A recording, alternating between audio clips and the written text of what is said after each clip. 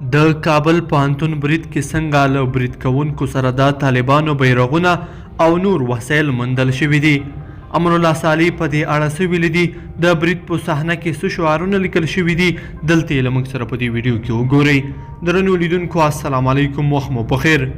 امرالله صالح وایي په کابل پوهنتون له برید وروسته د وژل شوو بریدګرو په جیبونو او بکسونو کې د طالبانو سپین بیرغونه موندل شوي او بریدګر د تل په څیر په دیوالونو د طالبانو زنده‌باد شعارونه هم لیکلي دي.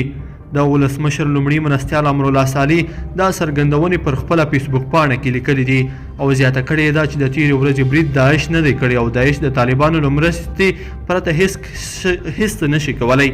د ولسمشر لومړي مرستیال امرالله صالح ویلي چې د ملي امنیت د معلوماتو له مخې د بریدګرو په بکسونو کې د طالبانو بیرغونه هم موندل شوي او په وینا یې دا هغه اسناد دي چې طالبان د مسؤلیت په نه منلو ځان له مسؤلیته نشي ژغورلی. صالح همداراز ویلي د جګړې تکتیک ته په کتو سره معلومه خبره ده چې د کابل پر پوهنتون د برید طالبانو او حقاني شبکې په ګډه کړی دی. نوموړی وایي د حقاني شبکې د جنگ تکتیک د دنیا د هیڅ استخباراتي شبکې له سترګو نه دی پټ او د افغانستان حکومت هم له دغو تکتیکونو بشپړ اطلاعات لري.